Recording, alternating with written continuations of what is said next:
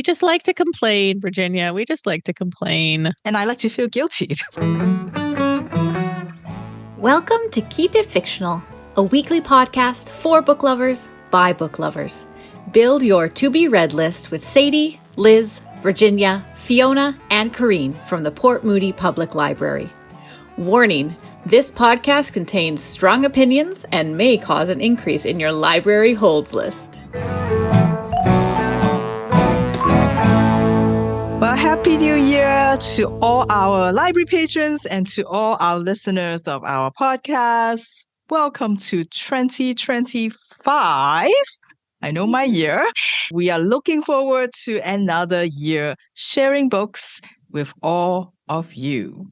We hope you have a good, restful holiday. And today, for our very, very first episode, we thought we'll take a page out of one of Corrine's favorite book from last year, which is called The Cure for Burnout. Now, as Corrine pointed out, if you have listened to that episode, spoiler, there is no cure, but there are things that we can do to just care for ourselves a little bit more so that we will be just a little less burnout, I guess. Can't avoid it, but yeah. So to do that, we are going to free ourselves today from any reading assignments. We're going to free ourselves today from weekly topics. We are just going to do whatever we want today, which is we get to read any book that we like. And I'm joined today by Sadie and Corrine.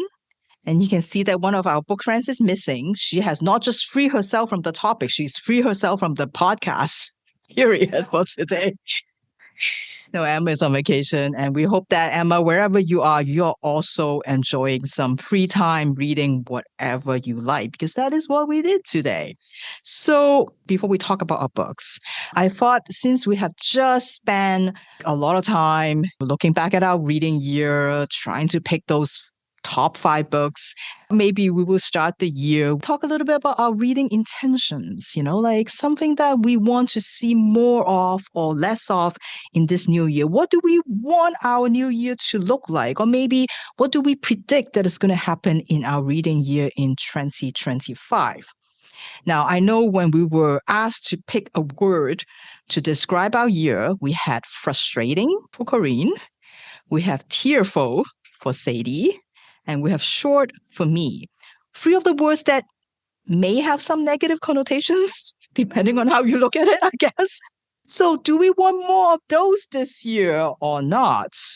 Well, Miss Corrine, I know that even though you said it was frustrating, your top book of the year was one of the most frustrating reading experience, but yet it is still your top book. So perhaps frustrating is not too bad of a thing. So, Corrine, what would you like your reading year to look like? Do you have specific reading intentions that you hope to achieve this year?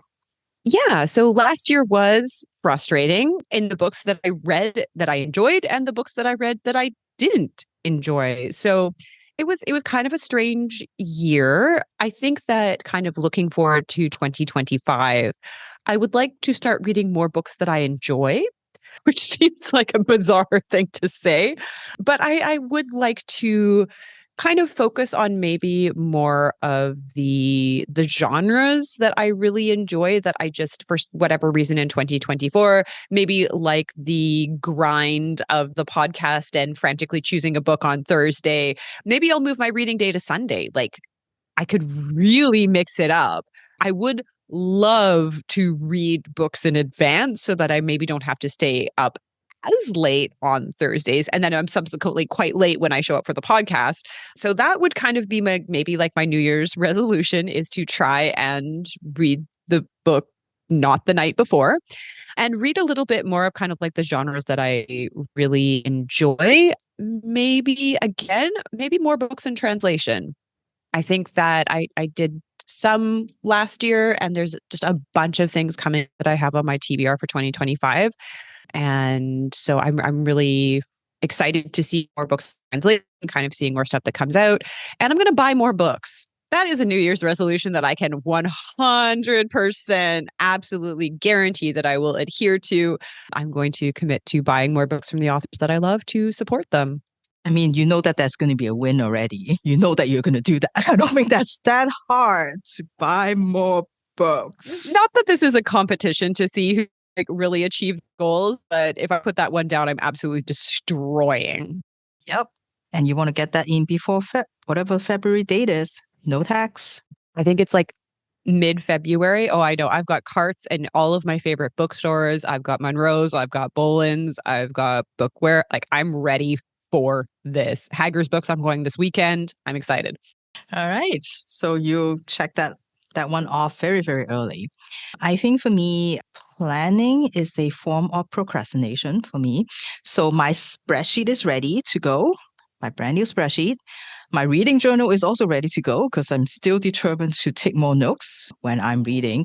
I did a little bit of it last year, but maybe I can do a little bit more. So I'm hoping to do more of that this year.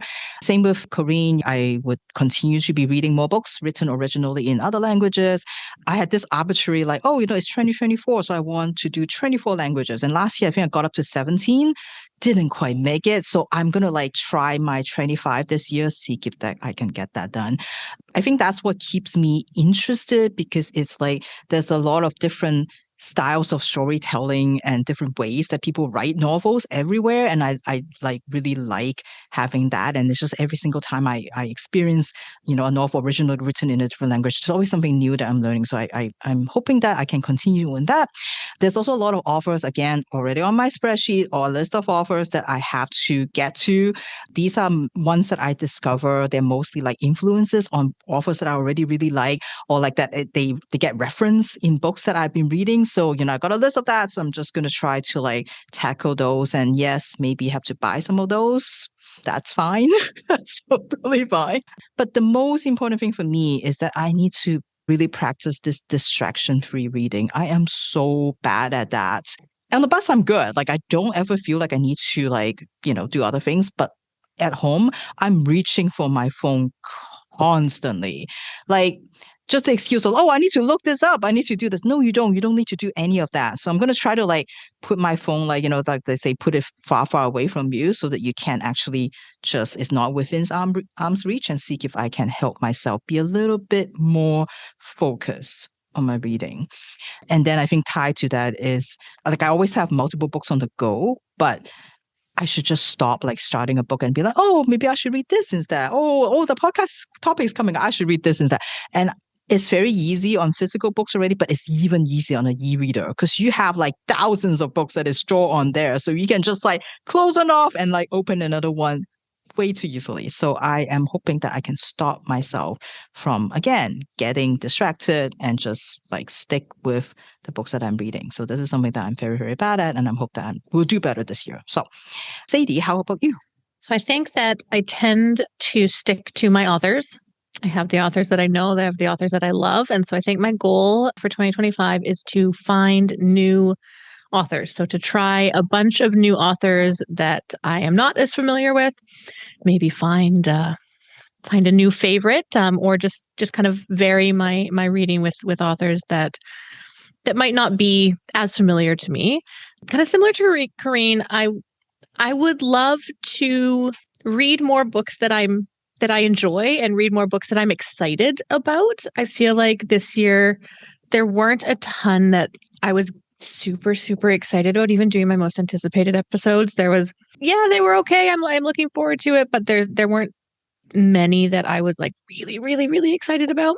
So I don't know how that it might not be possible. Publishing world, I'm going to leave that one up to you.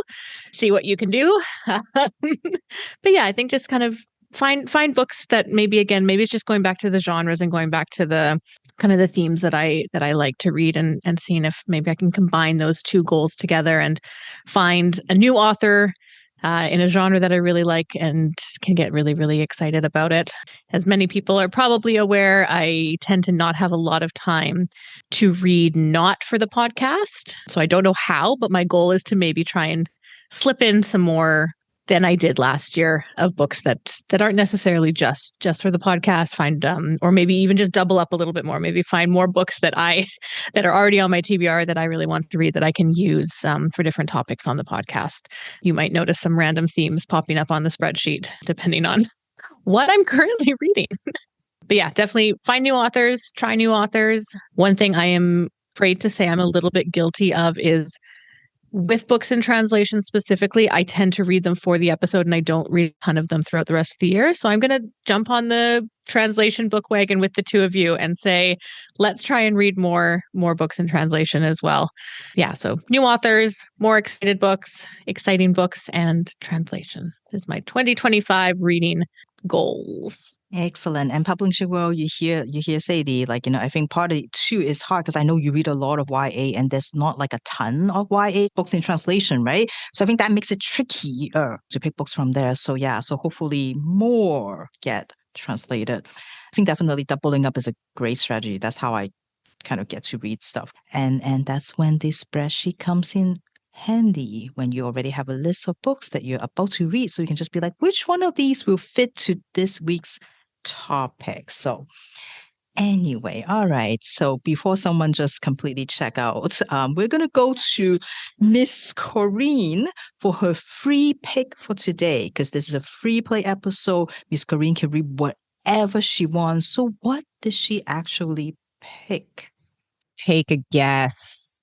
Take a guess. I'm back on my nonsense, people. I never left, but I'm even more back than I was before.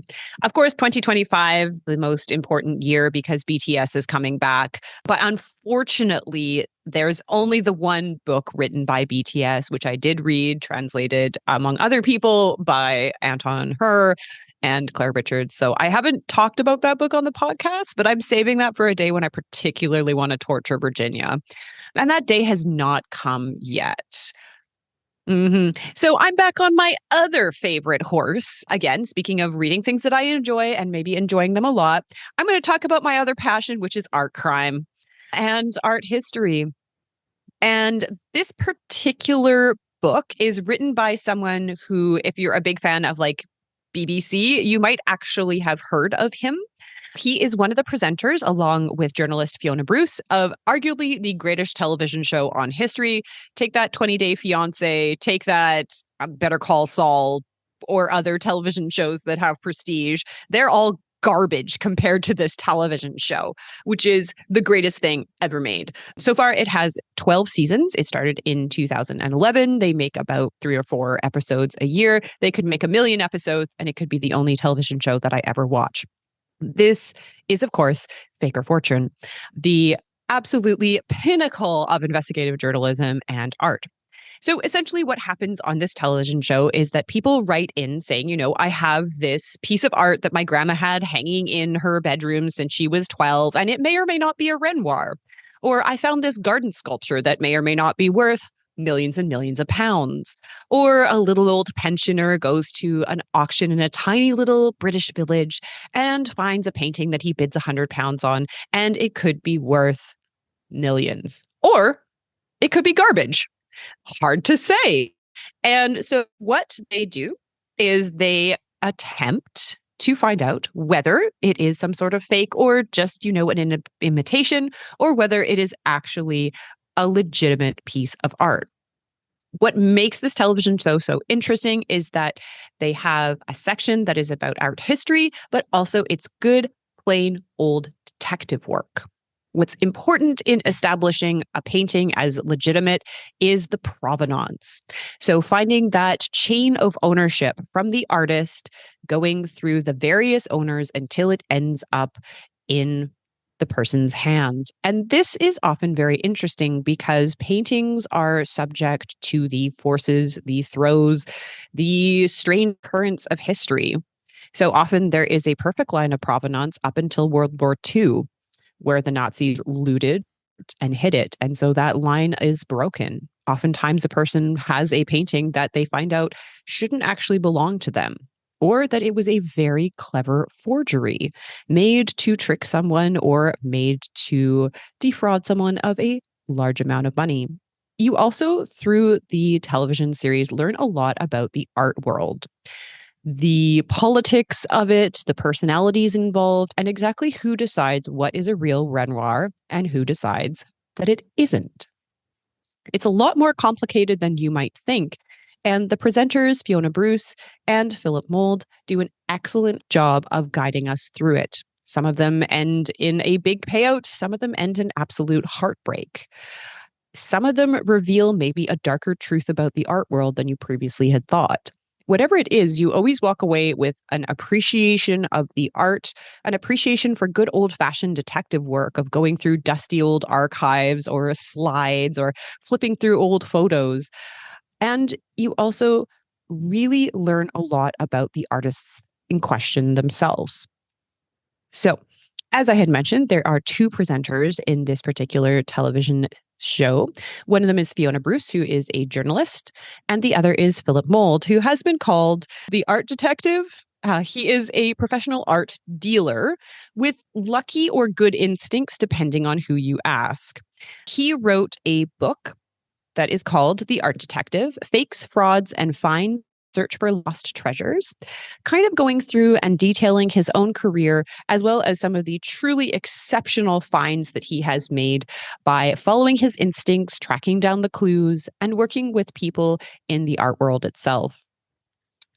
I really enjoyed this book. If you're really into the television series and interested in how when you read an article about, a newly discovered Monet, and you're like, well, how did they lose it? How do you just misplace a bunch of paintings? He can tell you why. A lot of people put a lot of stuff in their attics that they shouldn't. And if you have ever had an instinct to go through an old barn, you definitely should do it, because there's probably some sort of priceless masterpiece in there. But also the shadowy world of the people trying to exploit just this. It's written in a very conversational, light style. There's not a bunch of thrilling insights, nor is the prose particularly good, but it's really, really fun. Sometimes it's just nice to be taken on a little adventure with someone into a world that you really love and enjoy. And so if, like me, you are just so fond of art crimes and just really into the art world, and again, think that Fake or Fortune is the greatest television series ever made, you should definitely interlibrary loan this book. Again, I'm going to shout out in 2025 the amazing service that libraries offer, which is the interlibrary loan system. So even if our library does not have it, we will bring it in from you from any library in British Columbia at absolutely no cost, which is a pretty spectacular thing that libraries do. We have access to the University of British Columbia's libraries, Vancouver Public Libraries, Richmond, Hope, Victoria, other places in BC that I don't know about, Prince George. You can have books from any of those libraries that you like, and we will bring it here for you.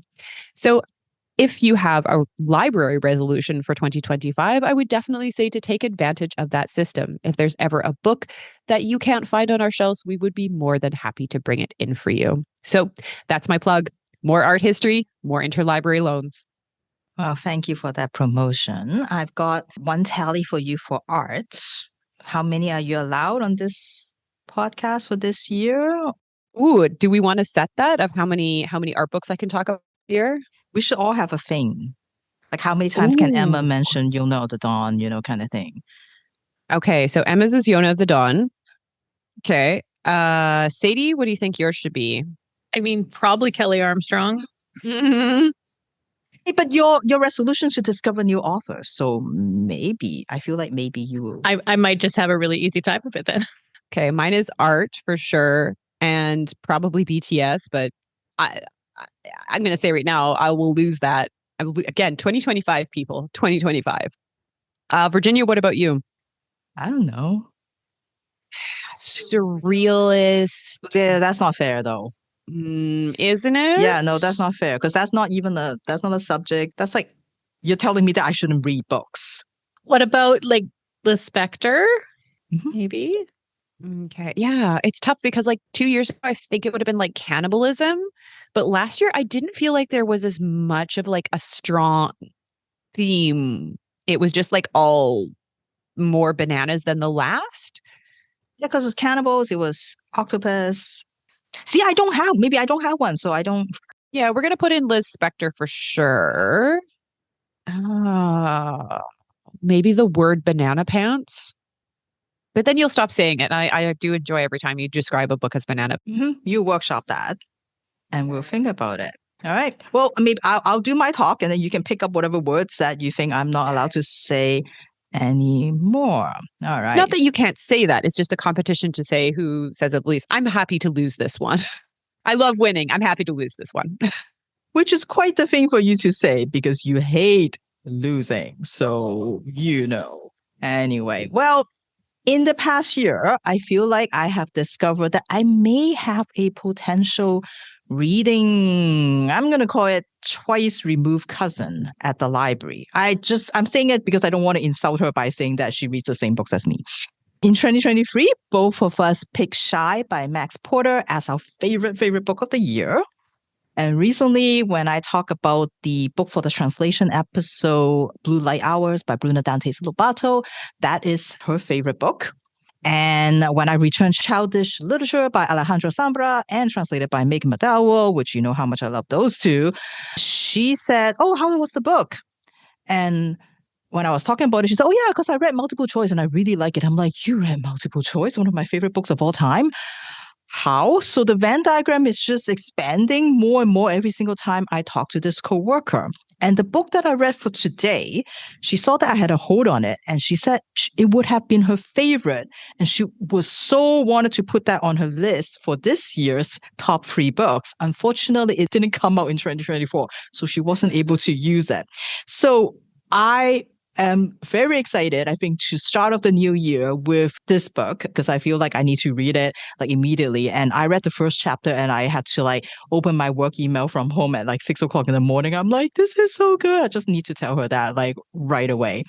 And of course, got to set the tone for the new year, start the new year with a book that is short, but also utterly unsettling. This is Such Small Hands by Andrés Barba, translated from Spanish into English by Lisa Dillman. It's a short book, not even 100-page, but it is so good. Your father died instantly, and your mother in the hospital. These are the words that the adults kept telling Marina. Words that get repeated to her over and over again until she says them back. My father died instantly, my mother in the hospital. Marina knows the words, but the adults think that she doesn't really know the words, know what they mean. The adults want her to feel the words. They want her to understand the reality, and they worry because Marina doesn't erupt, she doesn't cry, she doesn't react. Marina is the only survivor in a car crash that killed both of her parents. She remembers the smooth leather seats in the car. She remembers her mother telling her father not to pass. She remembers the silence. And it's not a lack of sound because the silence is very, very loud. And she remembers pain like electricity coursing through her. She remembers asking the people who were trying to get her out of the car, "What's that white stuff sticking out?" "It's your bones." She remembers the motionless arm, the raw flesh, the gaping flesh, sliced so cleanly that the skin fell away like a curtain. When her physical injuries are healed, her therapist told her that she's going to be moving to an orphanage. Along with a few pieces of clothing, Marina only has her doll with her, the doll that her therapist gave her, the doll that makes her feel safer, like a protection ward. "You're going to live in a nice new house," the therapist says to Marina. "A very pretty place with other girls you see. It's very pretty, you see. Girls that are just like you." And Marina wonders, what does that mean? Girls that are just like me. And she keeps repeating those words. My father died instantly.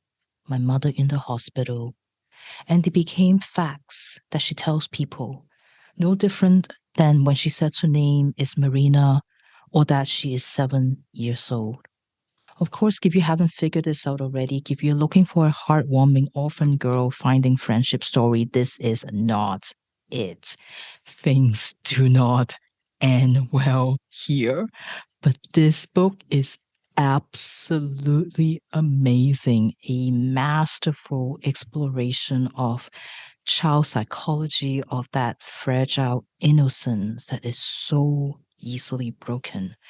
And you get the point of view of Marina as she moves into this new place that alternates with the story that are narrated by the other girls. Sort of like a Greek chorus, using the first person plural kind of point of view. And from the time they lay eyes on each other, you know this is not going to end well. You know something is going to happen. And you see how Marina's arrival, what that does to the girls. Marina and her doll, just like that scar on her back, it inspires devotion, it instills jealousy, and it invokes violence. And I love this quote about what the girls think of Marina. They say it was as if Marina had already seen all the movies, already gone on all the field trips, already played all the games. There was something terrible in her past, and she has already lived so many things. Both the girls and Marina, they want each other's love. They want each other's attention. They want the other to be more like them, but they don't know how to go about it. And they're confused about all the feelings that they are feeling. And so it inevitably leads to just this horrible, horrible ending. All of this unease and all the tension, it's like amplified by the way the author writes. Yes, I only have access to the translation by Lisa Dillman, but is that phrasing, the strange word order, just a little bit different throughout the book that makes everything so unsettling? And you can tell that it's been expertly translated. I can quote from this book all day long. I mean, this is a book that immediately, we're talking about books that we need to buy. This is a book that I need to buy because you can read it reread it over and over again. Maybe that's one of my other goals, is to reread books, because I feel like there's some books that you just want to read it again because the words are so good. A book where the author just reveals that darkness to us in the world, just pull back that curtain just a little bit so that we can see what's behind it. And he never indulges in it. He's not interested in the gore or the grossness. It's never too much. It's just a little bit, just enough to make you think and to make you imagine it, which, as we all know, is always way worse than if they actually write it out. Supposedly, this is a book based on a true story that actually happened in the 60s in Brazil. And of course, knowing that, it makes it even more chilling. And this is my Liz Spector, I guess, reference, because apparently this true story was also referenced in one of Liz Spector's short stories, according to one of the review, that may or may not have influenced the author's kind of writing the story. So anyway, if you're still not convinced at how disturbing and how unsettling this book is, even the epigraph says it all. It says, "And when the doll was so disfigured that she no longer looked like a human baby, only then did the girl begin to play with her." It's by a book called A Woman in Berlin. It's supposed to be an anonymous writer, but I think if you look up on Wikipedia, eventually they kind of guess who it might be. Anyway, so an absolutely Virginia book, just like Miss Corinne. She's going to do the art crime, and I'm going to do these disturbing literary horror, I guess you can call it. Maybe there will be more reading cousin books that will come up this year. So this is Such Small Hands by Andrés Barba, and translated from Spanish into English by Lisa Dillman. Horrible. It is, and it's so great. That's what makes it great. All right, Sadie. So we have both done a very, very Korean and very Virginia book. Does Sadie have a very Sadie book for us? In a way, I would say yes. A Sadie book that fits with the way my reading went in 2024. I will say that so this book actually got an honorable mention in my 2024 best books episode. And it wasn't quite at the top to make it into those top 5, but I did enjoy it. I've talked about another book by this author on the podcast as well, which I really, really loved. And so this goes along with the theme of my year last year, which was to read more contemporary romance books. And so this is one of those. This is a novel love story by Ashley Poston. The Dead Romantics was the one that I read for our Ghost Romance episode, and I really, really liked that one. And so this one I was hoping, I picked it up because it was a 2024 release and I needed more 2024 books, but it didn't quite make it on the top 5, but I did enjoy it. So I thought I would start off 2020, didn't make it on 2024. There we go. So I'd start off 2025 with talking about it. In Ellerton, New York, the taffy is always sweet. The local inn is always under renovation. The burgers at the pub are always just a little bit burnt. And there will always be a rivalry between the local hot sauce maker and the honeybee raiser to win out for the town's favorite condiment. It always rains in the afternoon, and everyone who has found their way there has found their happy ending. And that's because Ellerton is not a real place. It is the made-up town in Rachel Flowers' Quixotic Falls romance series, a series that Eileen or Elsie is very familiar with. The 4-book series has helped her get through a lot of rough times.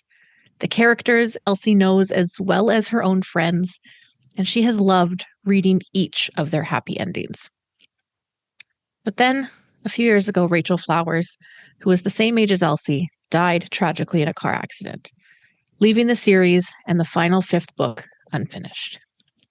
Now, it's been a rough year for Elsie, and she's really looking forward to her yearly romance book club retreat. She'll go with her friends, they'll read bad romances, they'll drink wine. They all live in different places around the country, and so this is the one time a year that they all get to see each other. But then, for random reasons, everyone just keeps canceling. Things keep coming up, until it's just Elsie and her best friend. And then her best friend's boyfriend surprises her with a trip to Iceland. Instead of canceling, Elsie decides to go by herself. She could still use a week of drinking wine and reading bad romance novels, even if it's by herself. But on her way there, in the middle of a rainstorm, Elsie's car breaks down. She steers it off the road and over a small bridge in a small deserted-looking town, hoping that she can find a place to stay for the night and get her car fixed. When she steps into the pub, things seem weirdly familiar. The burnt burgers, the hot sauce on the counter, the local diner, the bookstore, the candy store with the best taffy around. Elsie starts to realize that somehow, unbelievably, she has found herself in the fictional town of Lorton. The town from Rachel Flowers' books. Everything is so familiar.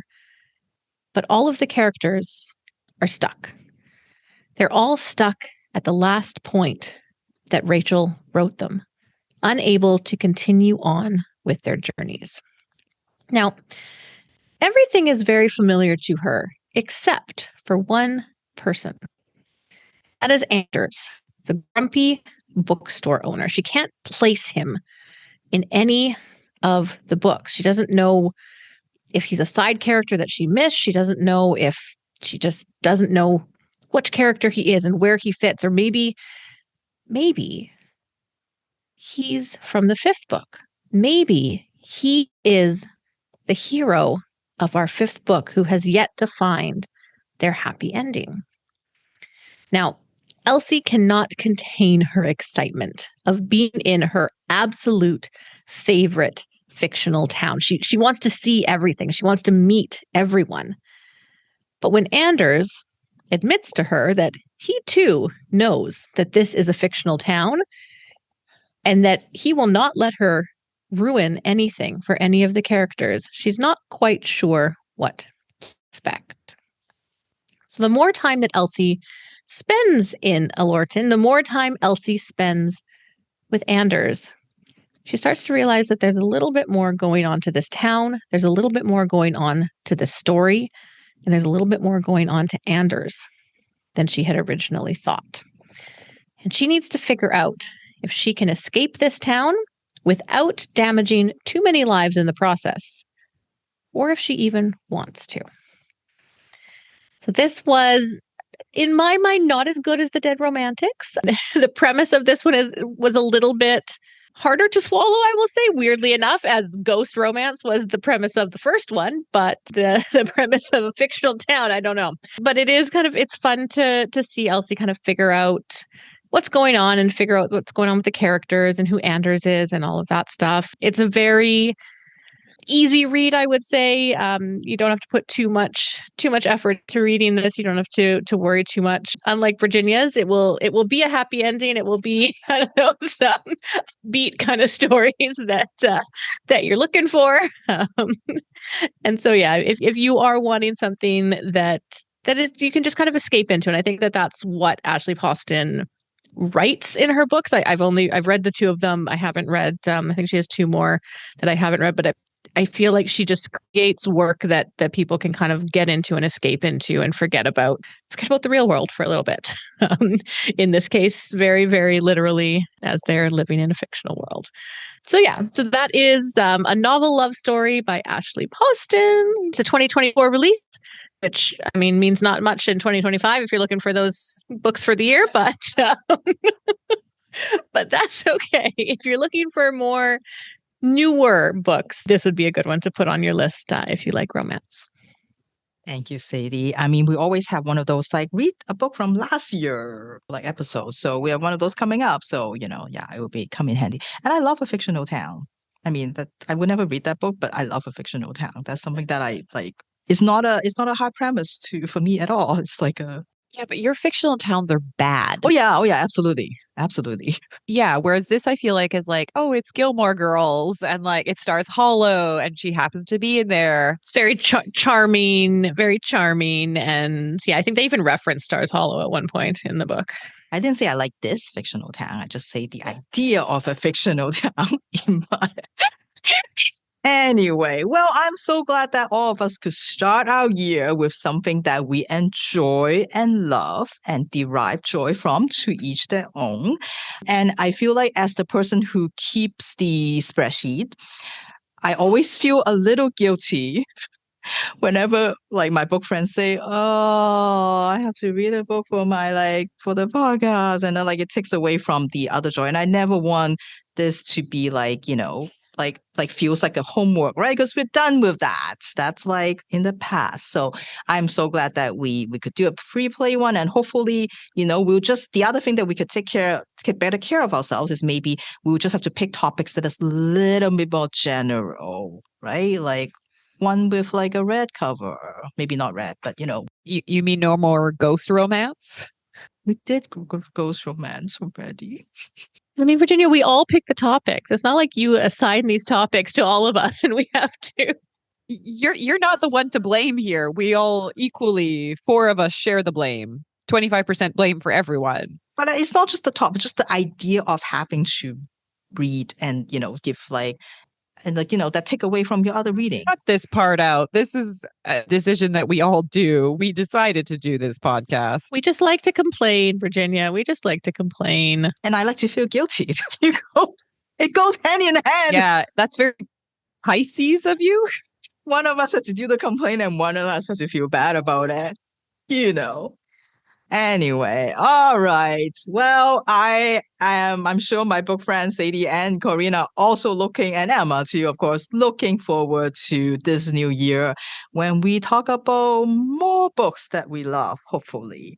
Well, thank you again for listening to us. Thank you again for supporting the podcast. And like Corinne said, come to our library, come visit, or, use the interlibrary loan system. It is a great system. You have access to all the books you want. So on that note, we'll see you again next week, and happy reading. Thank you for listening. If you like our show, please tell a fellow book lover about it. You can find a list of all the books we discussed in our show notes. Join us next week for another fun book chat. Until then, keep it fictional.